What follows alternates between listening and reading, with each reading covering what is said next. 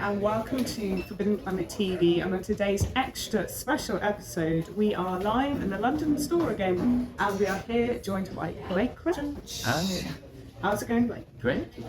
Good. Are you happy to be back in the UK? It's been a little... Yeah, it's been about a year and a half. Super happy with that. Yes. It's I love London. Yes. Oh my God. I mean, we're always very excited when authors are passing through, and with World Commons earlier this year, we were able to grab a few, so it's very exciting to have you published in IDC. If for anyone who may be spotting a slightly early release, we're not going to kind of do too many spoilers on Famous, but if anyone's here tonight, they might be able to buy an early copy. So we're going to chat about Run, and then some of your influences for your other books, and screenwriting, and all the other wonderful things you do. Covering Run, which I've just read and thoroughly enjoyed, we got some Purge style 28 days later. There's a lot of kind of very cool stuff going on. How did Run come about? I was doing some research, trying to figure out what my next book was going to be. And Run is an older book. I think I started in 2008 and ended up self-publishing it in 2011. And now this book is kind of re-edited. It's like new, shiny, beautiful version. But I was looking at the Rwandan genocide and looking at how that sort of unfolded and the use of radios to call out certain names and just how that came to be and how the world sort of ignored it. I sort of wondering what that would look like if something similar to that happens in America. And I started thinking, well, what's the cause of it? And I wanted it to be something speculative.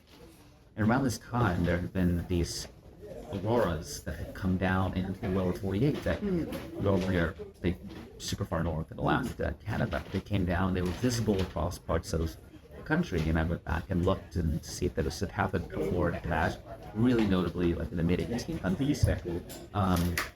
And I thought that would be an interesting way to sort of kick off this book. We don't say exactly what causes it, just hint that something is afoot and set the family on their journey. Yes. And I suppose of all of your books, this is kind of, I suppose, maybe the one that most kind of, it kind of speaks to the horror genre and to some of the kind of really enjoyable horror tropes that we love to read. Have you ever kind of considered kind of going back to that kind of... Yeah, I have. I mean, I think of myself as a horror novelist first and foremost, even though my last dozen books are much more in sci-fi realm. But I love the intensity that horror brings. Yes. And I still think even Dark Matter and Recursion have elements of horror. And I'd love to write a straight horror book. It's all just about what's that idea? But yes, it's kind of my dream to do that. To go back to the horror novel. Yes, yeah. I must say, horror is just one of those things. I think it speaks to and about society in such an interesting way. It lets you do things that other genres don't. Yes. And for Ron, I wanted to write something that was the fastest, most sort of uncomfortable thing I'd ever written. You definitely succeed. And just looking at the kind of, I suppose, the idea, and again, this is kind of something that is covered in horror and other genres, like that kind of capacity for human violence and kind of what people will do in, kind of times of struggle, in times of need.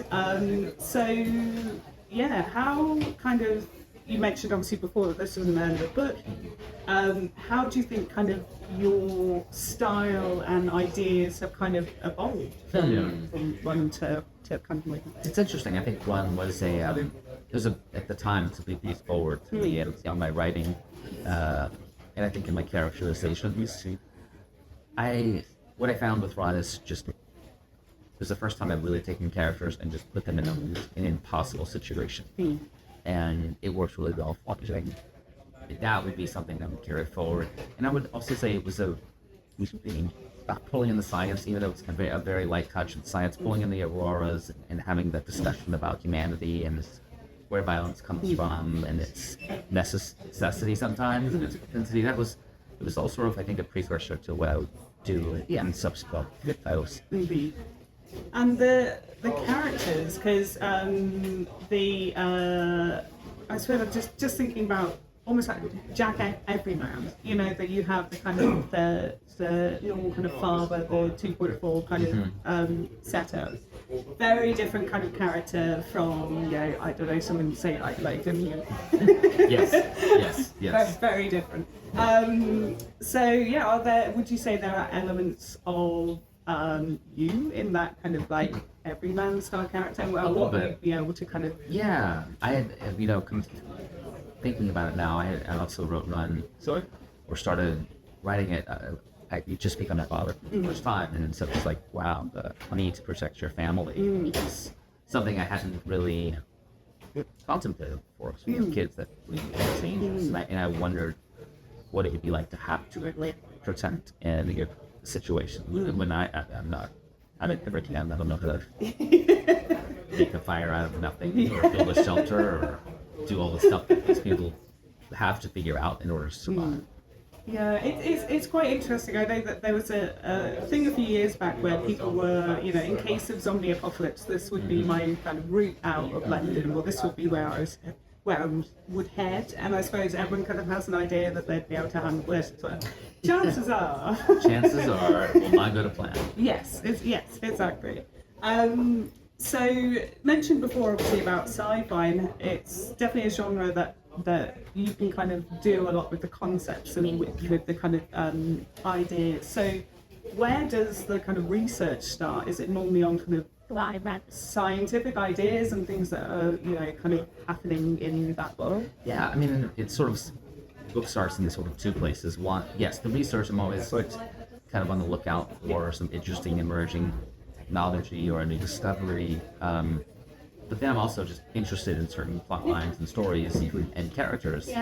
And it's really figuring out how to kind of marry those two, where the book really begins to take shape. And I suppose not to get lost in that research. And you can't get lost in it, because you don't have to make choices yet. It's all just potential. Make story notes and read articles for days, and then actually have to get to the business of writing it. What I really enjoyed about Run as well was that there's such a kind of interesting pace to the novel, and it's kind of uneven in a way, but it kind of makes you like, it's that stop and start element of like fight or flight, or kind of where are we heading, what are we kind of doing. How do you kind of keep that momentum, and kind of, you know, is that something that you're aware of as you're I think instinctively aware of it. For Run, I wanted each chapter to be a day of life, and even though there aren't really chapters, each section break is a new day. So I wanted that, and it's that whole thing of you can't. It's your culture. I'm like, take 3 cups of dirt, 1 cup of sugar. You really want to divide in terms of pacing. You don't want to overwhelm the audience with too much of anything. It's sort of that variety and that special equation of variety that makes a good pacing. And with Run, it definitely comes across as you're traveling across America and Canada, and so in a weird way, it's kind of a love letter to USA, to Canada. Was that something you were kind of... I live in the American West. Love the landscape.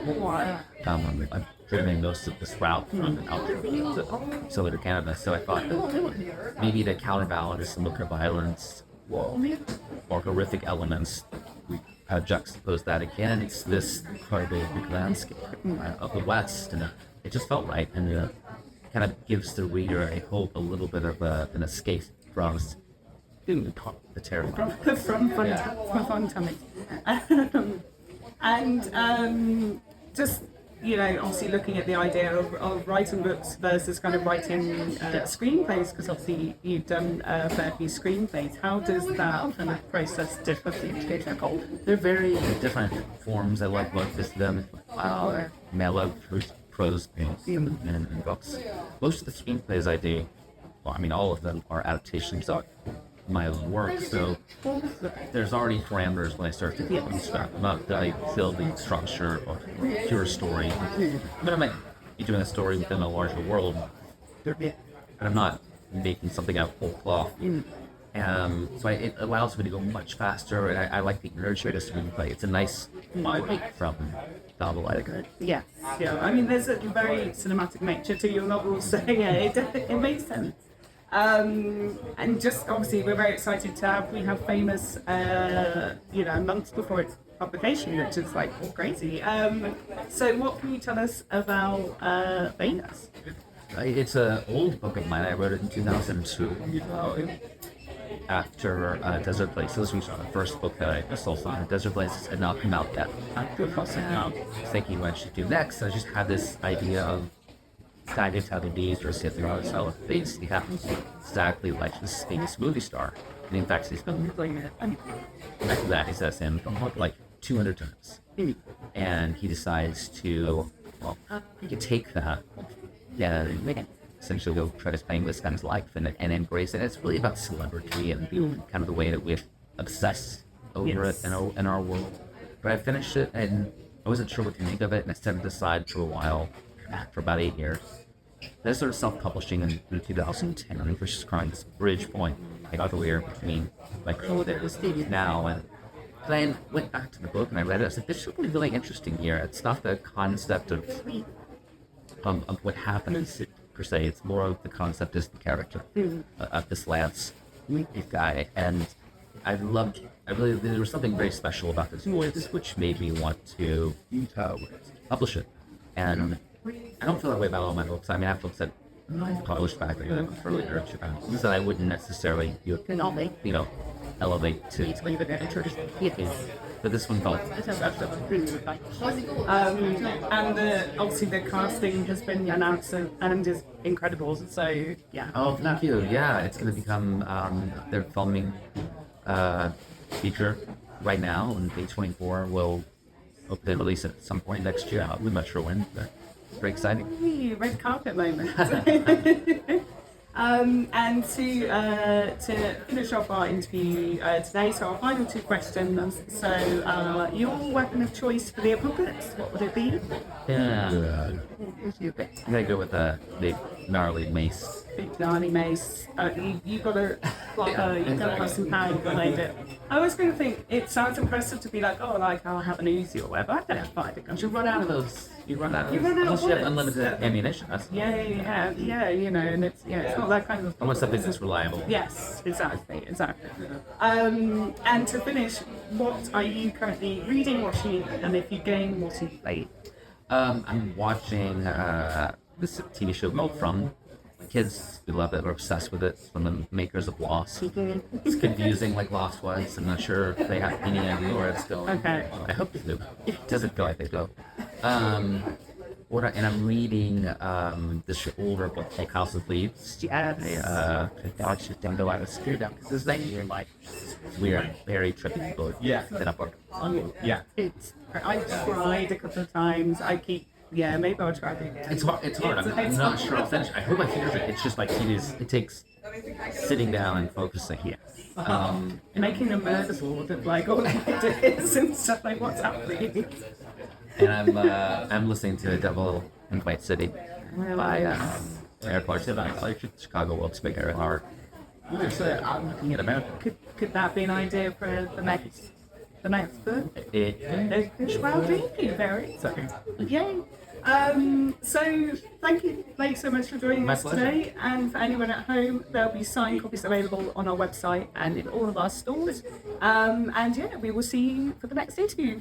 Bye. If you're enjoying watching Forbidden Planet TV and you're enjoying watching us talk to the world's most interesting and accomplished filmmakers, authors, artists, musicians, creators, subscribe right here. See you soon.